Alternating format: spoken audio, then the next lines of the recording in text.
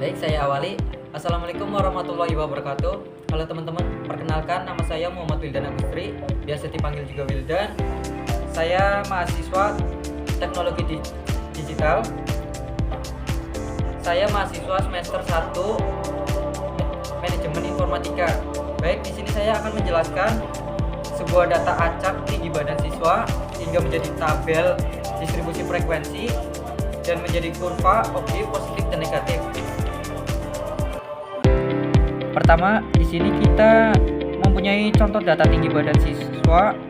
Data ini bervariasi mulai dari 148 sampai 174 ya.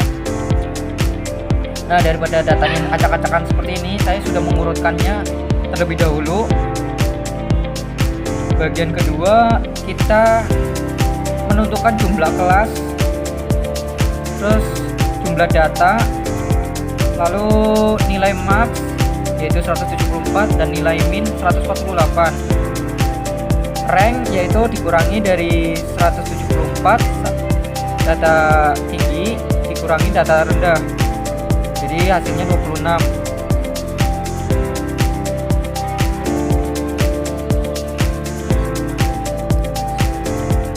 Ya, lalu di sini kita akan mencari jumlah kelas dari K1 ditambah 3,3 log N. N itu jumlah data yang sudah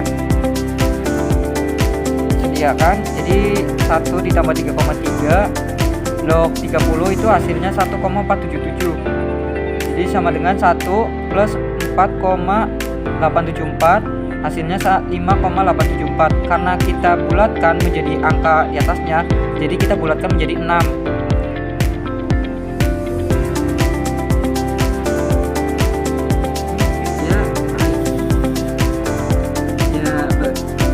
Selanjutnya kita langsung bikin tabel distribusi frekuensi. Di sini setelah itu kita susun tabel distribusi frekuensi mulai dari kelas pertama 148 sampai 152. Lalu dilanjutkan dengan 153 sampai 157 dan seterusnya.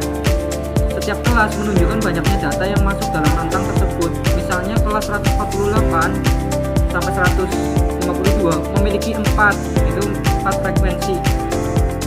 Kelas 153 sampai 157 memiliki 6 dan seterusnya sampai total 30. Nah, di sini kita ada tepi atas.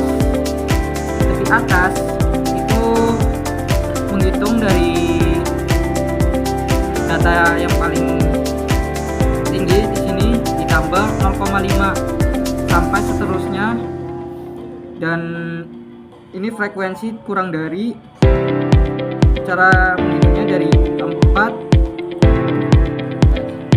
ya. Kita next tadi cara menentukan frekuensi kurang dari, yaitu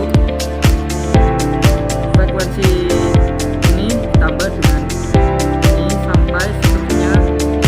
Lalu di sini ada tepi bawah. Kalau tepi bawah itu dari 148 dikurangi 0,5, jadi hasilnya seperti ini. Dan frekuensi lebih dari, ya dari 30